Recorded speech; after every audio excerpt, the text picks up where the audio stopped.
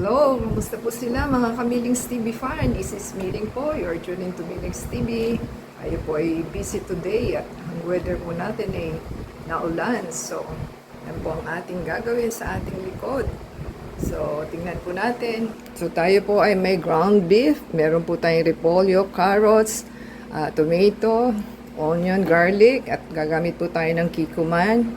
At gagamit po tayo ng soy sauce. So, yan po ang ating gagawin for today.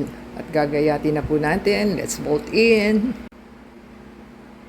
Ayan, Kamilings TV fan. Nagayat na po natin ang ating mga ricado.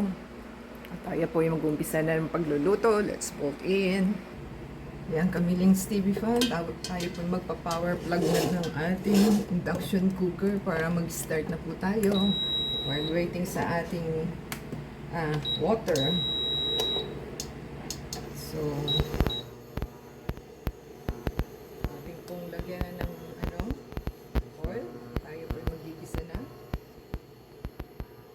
So, ito po yung matakaw sa mantika ang ating kaldero dahil hindi po siya non-stick. So, hintayin po natin.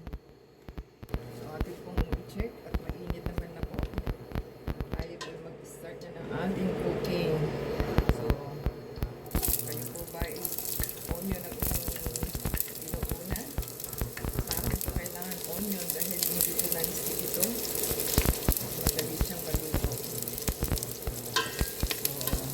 hindi na naman po siya. Atin na po ilagay ang ating garlic. At haluhaluin lang po. Tayin lang po natin at ating pong lutuin muna ang ating onion and garlic. So, ating ilagay na po yung ating tomato. Hindi na tayo gumamit ng bell pepper at napakamahal. Grabe, isang malaki 50 pesos. So, diba? Good luck. Kailangan po magtanim na tayo. Yan, hintayin lang po natin. Yan. Maganda na po yung ating kulay ng ating niluluto. So, hintayin lang po natin at tayo po yung mag-iipag-isa na. Kaya po ba, pagka nag-iipag, pinupustan niyo po ba yung ating ingredients? Mas masarap po yung luto yung ating mga ingredients. Hintayin lang po natin. Yan, at ilagay na po ang ating ground beef. Beef po ito, ha? Hindi po ito pork. Ground beef. So, yan po ang gusto na ating kasama at masalasa po kasi ang beef. So, ating ilagay na po ating pepper and salt.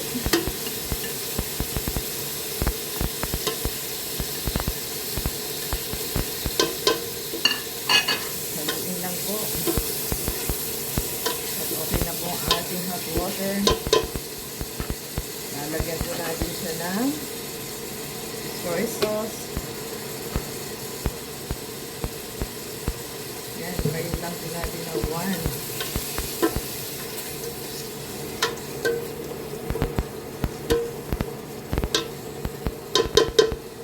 Ilagyan na rin po natin ang ating kikuman. Yan, ang ating kikuman. Ang ating oyster sauce. Try po natin na 2 dahil gulay po ito. Ayan.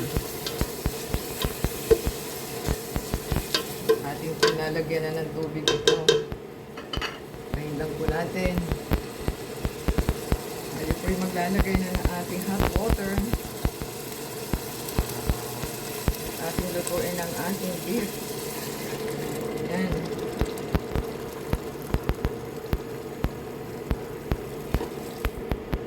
Natin 2 muna at ating tatakpan.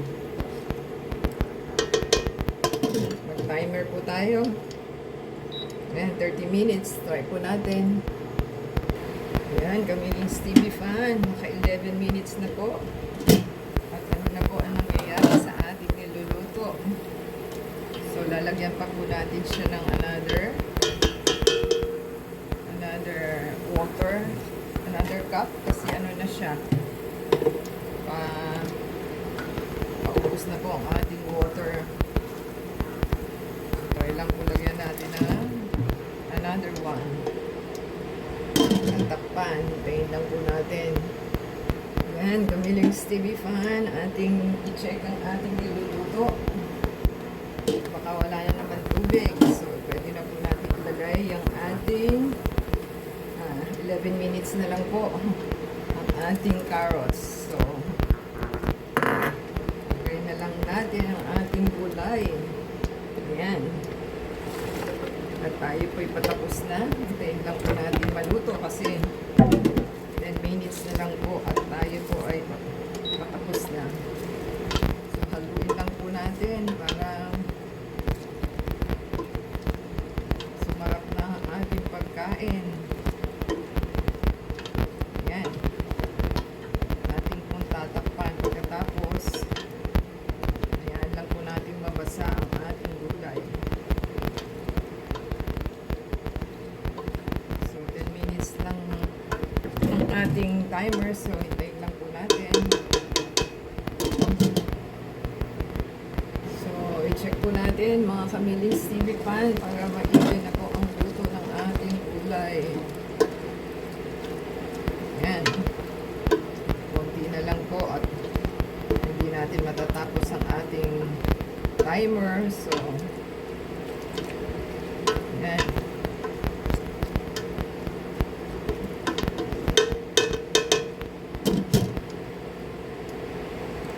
Atin po silipin at baka po ma-overcook ng ating niluluto. So, depende po sa inyo kung gaano nyo katagal pang lutuin yung gulay. So, manamis na miss po ang gulay kapag hindi na overcook. So, pwede na po ito. Ating i-off na po. Yan. Kasi ma-overcook na po siya pag nandyan na siya. So, hintayin lang po natin. So, ayan mga Kamiling Stevie Fan. In-off na po natin at yan na po ang itsura niya. Nagustuhan po nila atin niluto doon na ating gulay na repolyo with carrots and beef. Give us a thumbs up po. Comment down below. And sa comment po nila is isi-shoutout natin ang inyong mga names and channels sa ating next video. So, abangan po nila.